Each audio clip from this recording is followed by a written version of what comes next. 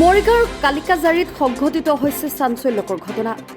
বৰবৰী আৰু কালিকাজাৰী গাঁৱৰ মাজভাগত অৱস্থিত এটা পুখুৰীত উপঙি থকাৰ অৱস্থাত উদ্ধাৰ এগৰাকী অচিনাক্ত মহিলাৰ মৃতদেহ। পুৱাই পুখুৰীটোৰ মাজভাগত উপঙি থকা অৱস্থাত প্ৰত্যক্ষ কৰে স্থানীয় ৰাইজে। এই ঘটনা সন্দৰ্ভত খবৰ দিয়ে মিকিৰভেটা আৰক্ষীক। ইতিমধ্যে ঘটনাস্থলীত উপস্থিত হয় মিকিৰভেটা আৰক্ষীৰ এটা দল।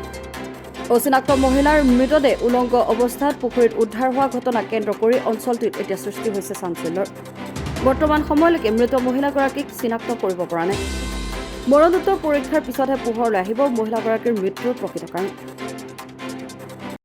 তাৰমানে আমি ৰাতিপুৱা 5:30মান বজাত আমি খবৰ এটা পালোঁ যে এই ওচৰৰে পুখুৰী এটাত মৃতদেহ এটা পৰি আছে, আৰু সেই খবৰ পোৱা মাত্ৰেই আমাৰ কালিকাজাৰী ৰাইজ আৰু সুকদল বৰবৰী ৰাইজ আহি পেলাই আমি প্ৰত্যক্ষদৰ্শী হিচাপে দেখা পালোঁ।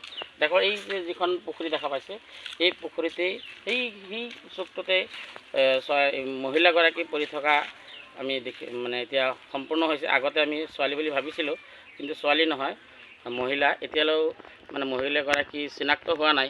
এতিয়া আমি ভাবিছোঁ খুব সম্ভৱ দুষ্ট চক্ৰই এই এখেতক কিবা অপকৰ্ম কৰিবও পাৰে, যিহেতুকে উলংগ অৱস্থাত, সম্পূৰ্ণভাৱে নগ্ন অৱস্থাত তেখেতক এই পুখুৰীৰ মাজত পেলাই দিছে, পৰি আছে। আৰু ইতিমধ্যে আমাৰ প্ৰশাসনৰ বিষয়াসকল আহিছে, উচ্চপদস্থ বিষয়াসকল ইতিমধ্যে আহিব আৰু তদন্ত কৰি আমি ৰাইজে এইটোৱেই আমি বিচাৰিছোঁ যে আমি যিহেতুকে বৰবৰী আৰু কালিকাজাৰীৰ মাজত হিন্দু মুছলমানৰ মাজত এটা মিলা প্ৰীতিৰে আমি বসবাস কৰি আছোঁ, যাতে ইয়াত কোনো বিশৃংখলৰ কোনো সৃষ্টি যাতে নহয়, যাতে দোষীক উচিত মানে চিনাক্ত কৰি দৃষ্টান্তমূলক যিটো শাস্তি প্ৰদান কৰিব লাগে, সেই দৃষ্টান্তমূলক শাস্তি প্ৰদান কৰিব লাগে, যাতে দ্বিতীয়বাৰত এনেকুৱা কাম কৰিবলৈ যাতে হাজাৰবাৰ তেখেতসকলে চিন্তা কৰিব লাগে। গতিকে সেইটোৱে আমি ৰাইজে কামনা কৰিছোঁ।